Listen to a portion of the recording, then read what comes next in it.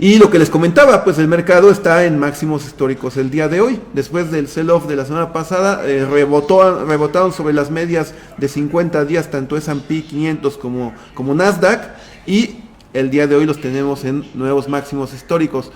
Pero por los motivos que ya mencionamos hace un momento, y por otros motivos que vamos a dar ahorita, se presentan ya riesgos de aquí en adelante. O sea, recordemos que pues todas estas burbujas que se van creando y demás, y principalmente que se van detonando por apoyos gubernamentales y las autoridades, pues históricamente pues son precedentes a un ajuste en el mercado. Y vean, esto ya lo habíamos subido hace una semana en redes sociales, pero el S&P 500 acaba de completar el 100% de rebote respecto a los mínimos de marzo, que fue del 2020, que fue cuando fue la caída fuerte por el producto del COVID. Desde esos mínimos que generó en el año pasado para estas fechas, ya ha rebotado más del 100%. ¿Y saben cuál es el dato asombroso? Que es el rally o la recuperación del 100% más rápida en toda la historia. Nunca se había recuperado tan rápido. Vean, solamente de marzo 2020 a agosto se recuperó el 100%. Vean esta trepada brutal, pues obviamente acompañada de todo este bonche de dinero que está aventando la Fed y todas estas tasas de interés en el suelo, y pues en conjunto con el gobierno de Estados Unidos y otros gobiernos de otros países. Pero vean qué es lo que ha sucedido históricamente, porque no es la primera vez que pasa esto. Recordemos que todos los mercados y todos los activos financieros son cíclicos. Vean lo que sucedió, por ejemplo, en las últimas dos crisis importantes. La primera fue después de que estalló la crisis de la burbuja.com, la crisis del 2000. Vean cómo el mercado había trepado fuertemente, se desplomó para el 2002, hizo piso en el 2002, en octubre del 2002, y de octubre a julio 2002 a 2007, eso fue lo que tardó en recuperar más del 100%, 101% recuperó. Pero vean, estamos hablando de prácticamente 5 años. En 5 años, poco menos de 5 años, recuperó el 100%. ¿Y qué pasó después de que recuperó el S&P 500 el 100%? Se desplomó 57%, se desplomó de octubre de 2007 a marzo de 2009. Y aquí es lo que sabemos, amigos, que es que el toro sube por la escalera y el oso baja por el elevador. Vean el caso de la crisis subprime. Vean cuánto tardó de marzo de 2009, después de que se desplomó el mercado por la crisis subprime, por esta crisis famosa de las hipotecas de alto riesgo y de la caída de Lehman Brothers y todo lo que ya conocemos. Se desplomó, hizo piso en marzo de 2009, y después hasta mayo de 2011 fue que recuperó el 101%. Y vean, después de que recuperó el 101%, se desplomó casi el 20%, el 19% tan solo de julio a octubre de 2011. Entonces estos son los dos precedentes que se tienen, que después de una crisis, en este caso pues ahora es lo producto de la pandemia, que haya rebotado más del 100%, y qué es lo que ha sucedido en esos escenarios. Y a propósito de la crisis subprime, pues un personaje muy famoso que lo vimos ahí interpretado por Christian Bale en la película de The Big Short o La Gran Apuesta, pues es este doctor Burry, que ya se sabe o ya es muy conocido su percepción pesimista respecto a las burbujas, y pues ya es conocido que había estado corto en los bonos del Tesoro de Estados Unidos. Y en esta ocasión tenemos la nota de que ha incrementado su apuesta a través de puts. Él lo que tiene son opciones tipo put sobre los bonos del Tesoro de Estados Unidos a 20 años. ¿Qué quiere decir esto? Que él está corto en puts, está corto vía puts en los bonos. Y si está corto en los bonos, quiere decir que él está esperando a que el precio del bono caiga. Y si espera que el precio del bono caiga, es porque él está alcista en las tasas de interés. Él piensa que las tasas de interés se van a disparar. Por eso está corto, es una apuesta corta nuevamente respecto a las condiciones actuales del mercado. Y él tenía hasta hace unos días $172 millones en su posición corta. Lo ha incrementado a $280 millones su posición corta. Entonces, bueno, y sabemos que ha sido bien atinado, y sobre todo pues por la última crisis que fue la del 2009. Y este incremento, esta expectativa de incremento en las tasas de interés que le está afectando a las tecnológicas. Vean, esta gráfica que tenemos acá es el Real Free Cash Flow Yield. ¿Qué quiere decir de las techs? Quiere decir que es el flujo de efectivo real, es decir, descontando la inflación que está teniendo el sector tecnológico. Y vean en qué nivel está, ya está negativo. ¿Por qué? Porque se está desacelerando, actualmente está desacelerando el crecimiento de las tecnológicas. Ya no es lo mismo que que después de que se desplomó toda la economía en marzo de 2020, rebotó, y pues obviamente los datos anteriores eran muy fáciles de superar y los crecimientos eran muy altos.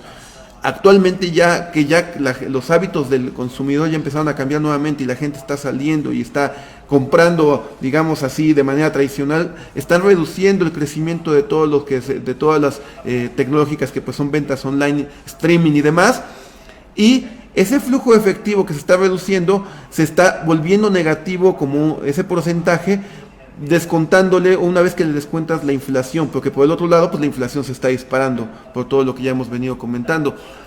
Y vean, y estos niveles de este porcentaje real negativo de cash flow de las techs no había sido visto precisamente desde el 2000, desde antes de la burbuja, o cuando estaba a punto de estallar la burbuja de las .com. Y vean, el sentimiento tiene que ser positivo, el sentimiento de la mayoría tendría que ser positivo para que la burbuja siga creciendo como lo ha hecho. Vean, esta es una de los trades más sonados. Vean, de julio para agosto, vean cómo ha incrementado el long US Tech Stocks, o sea, el ir largo o ir comprado o comprar acciones de las empresas tecnológicas de Estados Unidos. Pues en esta encuesta siempre ha sido la favorita de los inversionistas, pero todavía ha incrementado más del mes de julio para agosto. Es decir, todo el mundo está apostando por las tecnológicas, todo el mundo está largo en las tecnológicas, y eso sabemos que es peligroso porque el mercado suele castigar los consensos. Y vean, y es lo mismo que el long US Treasuries, o sea, si estás largo en los bonos, es porque están esperando que no haya grandes modificaciones en la tasa, que no suba. Es una apuesta contraria a la que está haciendo el Dr. Burry.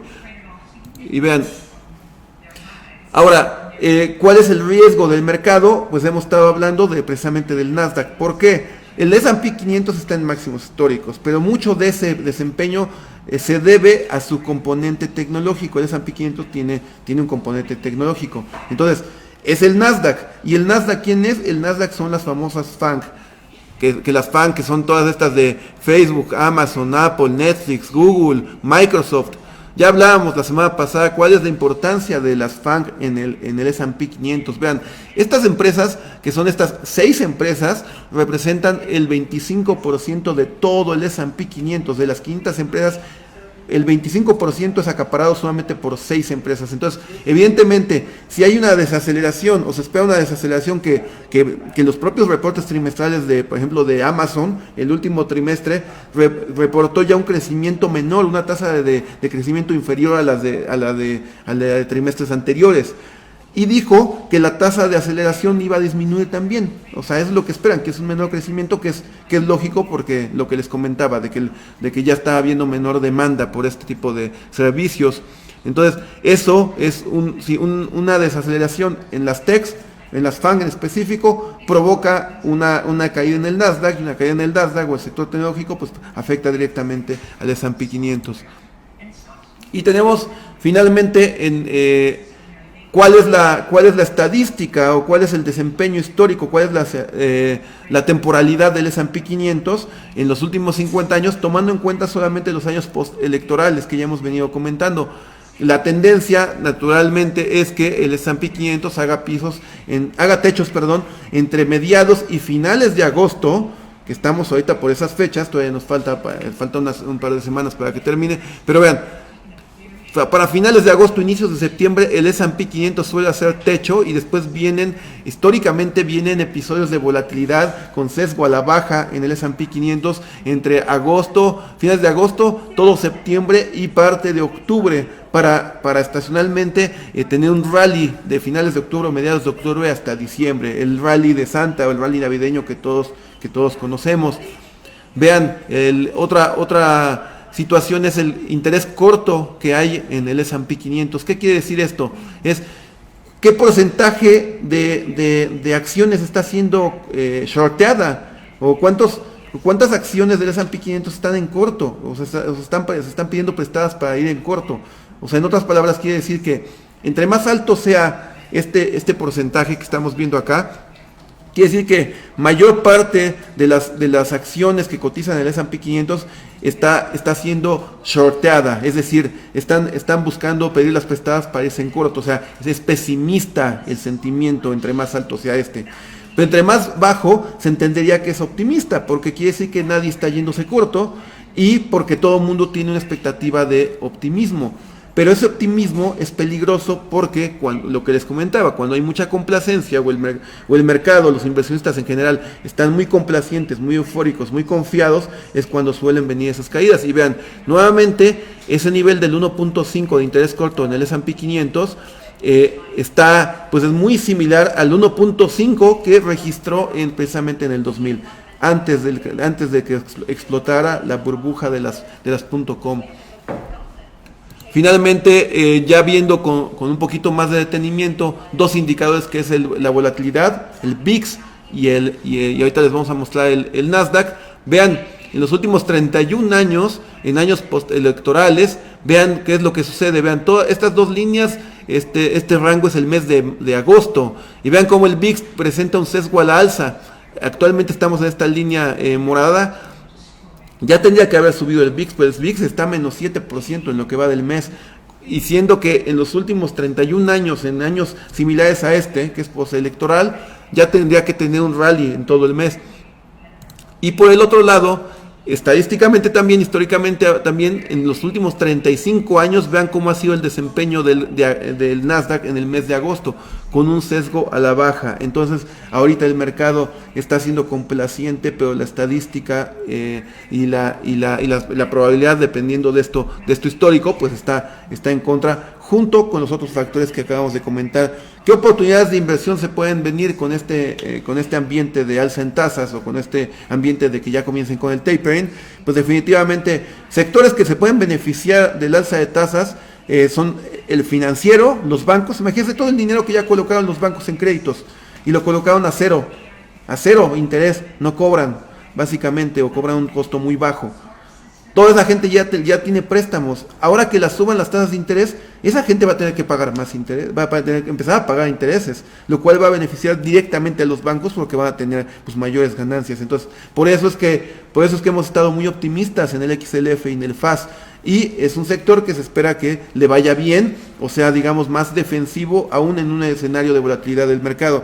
También las small caps, el IWM, el Russell, tendría que tener un buen desempeño junto con la subida en tasas de interés. Otro rubro, pues definitivamente la volatilidad. Y otro rubro, una apuesta, un escenario para una estrategia en corto, pues es definitivamente las tecnológicas. Las tecnológicas creemos que pueden tener un ajuste importante. Además, otro dato relevante que les quiero decir es que el S&P 500 acumula poco más de 200 sesiones sin un ajuste del 5%, y esto es algo que creo que es la cuarta lectura más alta desde los últimos 50 años. Entonces, pues diversos indicadores nos invitan a que pues las carteras tengan que tener una protección, y si bien es cierto que se pueden llegar a limitar ahorita con los rallies que tiene el mercado, pues las caídas que puede tener, pues vean, con una caída que haga el mercado te puede borrar lo que ha hecho en 2 semanas, en una semana fácilmente.